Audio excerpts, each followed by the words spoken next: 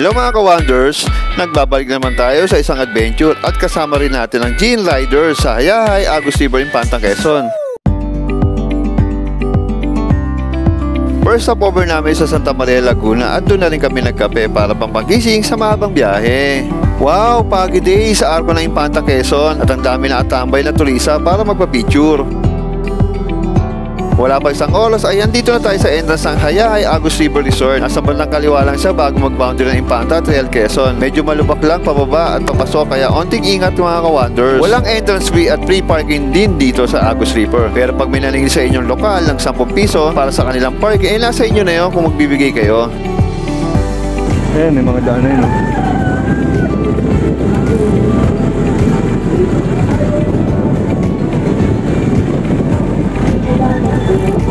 Tinanong ko yan, din mga yan. Tanong ako yan.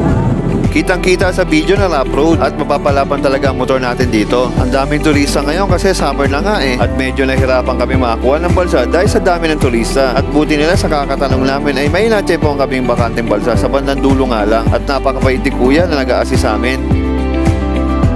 Dito sa bandang dulo ng Agus River ay hindi masyadong crowded kumpara sa bandang unahan kung saan tayo pumasok. Napakapayapa, ang sarap mag-relax at ang sarap ng simoy ng hangin. Mas maigi na maaga kayong pumunta dito para siguradong may makukuha kayong balsa.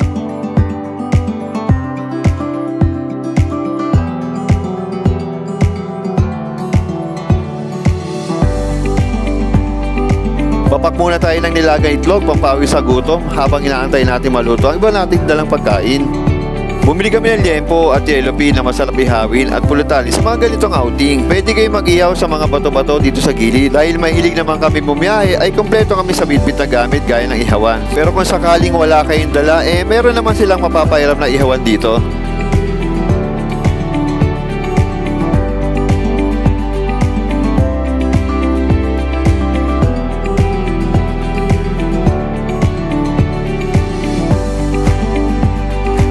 Ayan ang parcel, special delivery. Grabe, sobrang asikaso kami na nakuhanan namin ng balsa. Pwede kayo makisuyo sa kanila ng mga kailangan nyo, gaya ng yelo, alak, at pwede kayo makisaing sa kanila ng bigas. Huwag nyo na lang din kalimutan mag-share sa kanila ng konting pagkain at magbigay ng tip. Sharing is caring.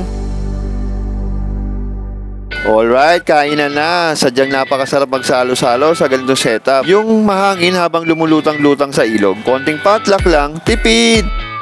May adobong manok with egg, curry itik, skinless longganisa ni Maring Pampangas Best at ang inihaw nating liempo at isda.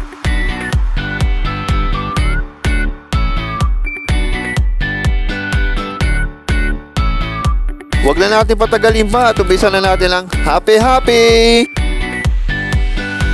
Nakakita na ba kayo ng floating pulutan? Itong floating ka doon sa floating pulutan. Bago yan.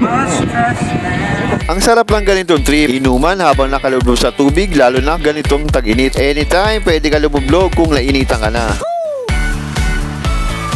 Nire-ready na nilang balsa para hilahin papuntang gitna ng ilog. Binigyan rin kami ng mga life vest for safety na rin dahil may mga parteng lagpas sa tao sa dulo ng ilog. After that, manong push sa balsa into the middle of the river! Reminder lang mga ka-wonders, lalo na sa magsasama ng mga bata dito sa Agus River. Nabantayan natin silang maigi habang lumalangoy at mag-ingat din tayo sa paglangoy dahil may mga part dito sa ilog na malalim.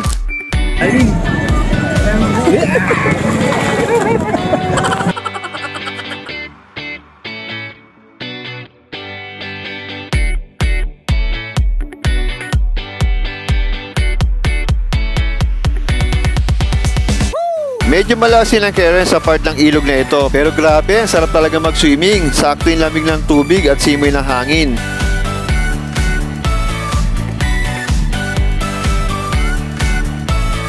Perentahan din ang kayak dito, 20 pesos ang isang oras.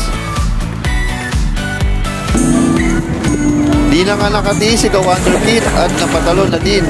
Pangiti-ngiti lang yan pero nakainom yan ng tubig na may ihi. Pero nakainom yan ng tubig. Buti na lang napakalinis ang tubig dito sa ilog.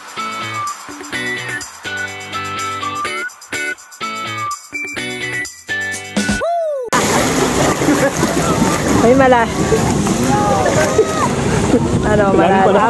Abis sa'yo, di ba? Kung trip nyo ding magbabarkada ang ganitong adventure, ano pang iniintay nyo? Tara na at pumunta dito sa Hayahaya Agus River, Infanta, Quezon. Hanggang sa muli nating adventure mga ka-Wanderers. Bye-bye!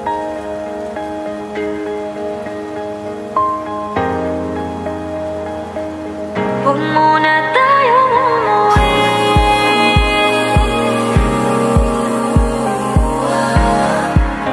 Dito muna.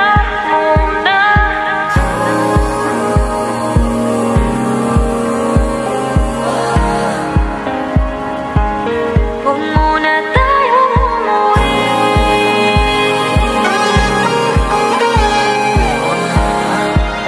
Dito muna.